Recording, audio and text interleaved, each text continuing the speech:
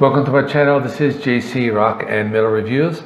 My name is John, and today I have a new anniversary. It is the 50th anniversary of Sticky Fingers by the Rolling Stones. So before I begin, if you haven't subscribed, please subscribe. I do rock and metal reviews. I do rankings. Sometimes I do heavy metal, and sometimes I do classic rock like this. So please subscribe and you'll be up to date on everything I put out. I release about one video per day. So Sticky Fingers was released on April 23rd, 1971. It is their 11th American studio album, and also Mick Taylor's second album with the band. The album was released about 2 years after the death of their original guitarist Brian Jones. The album cover was very controversial. It was designed by Andy Warhol, and the original had like a working zipper. The lineup on this album was Mick Jagger, Keith Richards, Mick Taylor, Bill Wyman, and Charlie Watts. So this album is considered one of their best. It was their first #1 album in both US and the UK charts. It was certified triple platinum. Sticky Fingers has 10 tracks, and the music has been described as hard rock or roots rock or just rock and roll. According to Rolling Stones magazine, they said that Mick Taylor brought in a jazz and country influence on this album. So on this album there are 10 tracks, and I'm gonna go through them one by one.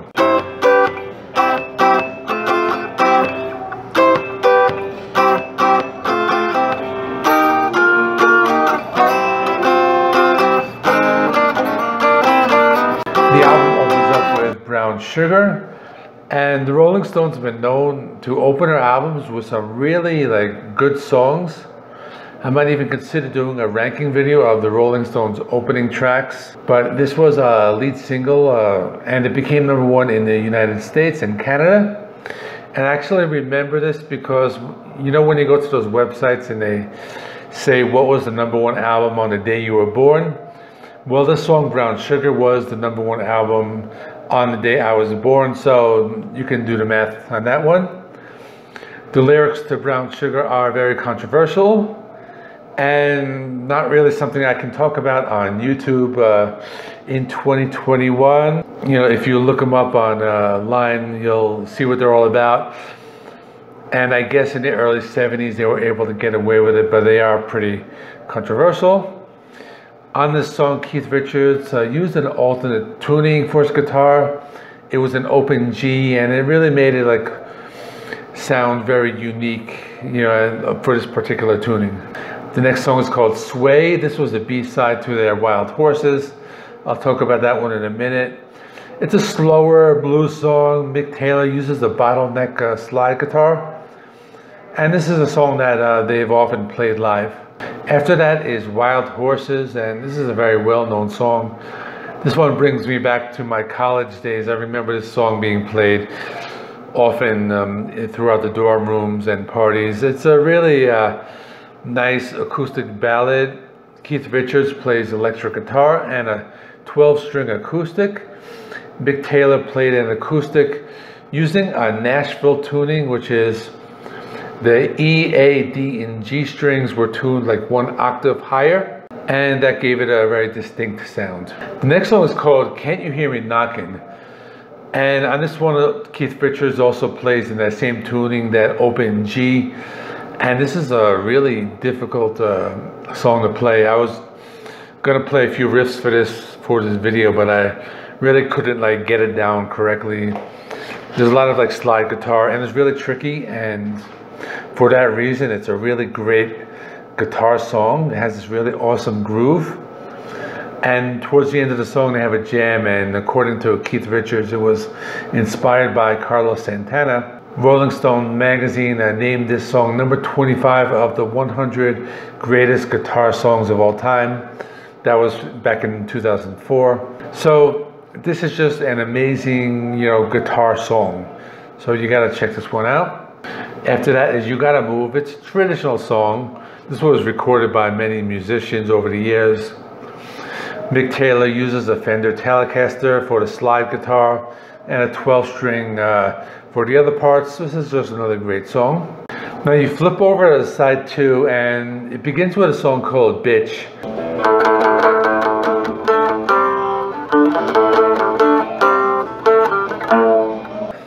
And this is really a hard rocker. It was the B-side to Brown Sugar originally. It reminds me of just many of the rock and metal bands that I've learned over the years. You know, it's basically a hard rock song.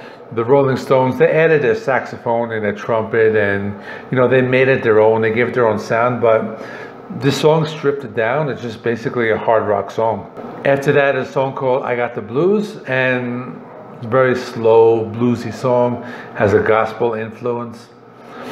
This one has Billy Preston playing the Hammond organ, and Bobby Keys on saxophone, and Jim Price on trumpet. After that is Sister Morphine, written by Marianne Faithfull, Mick Jagger, and Keith Richards. So Marianne Faithfull released her version in 1969, and the Rolling Stones released their version on this album. The Rolling Stones version was a little different. They changed the lyrics slightly, but they made it their own. This is another great song. The next song was called Dead Flowers. It was written by Mick Jagger and Keith Richards. This one has Keith and Mick Taylor. This one has Keith Richards and Mick Taylor playing a honky-tonk like guitar style. And this is one of their like more country influenced songs. The lyrics are very dark too. They make references to shooting up heroin and things like that. The last song is called Moonlight Mile. This was written by Mick Jagger and Keith Richards, and it's one of the ballads, and people consider this song to be very underrated. A lot of people interpret the lyrics to be about drug use, but actually no, according to Mick Jagger, it's about just being out on the road.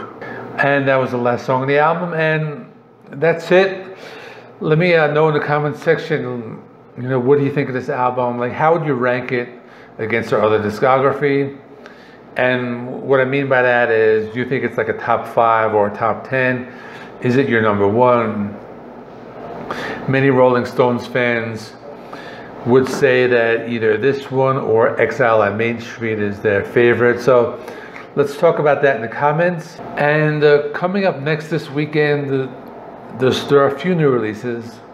A band called Dirty Honey, and they actually do have, they're a new band similar to Greta Van Fleet, and they do have a Rolling Stones influence, or even like a Black Crowes influence. So I'll probably talk about them tomorrow. If you remember from the 90s, the band Dinosaur Jr., they're back with a new album. I'll talk about that one. And there's another one. It's an EP from Bodom After Midnight with Alex Lyle. It's only 3 songs, so I may or may not do it, but I will if I have time. That is it. Check out the in-video links, and I'll see you in the next one.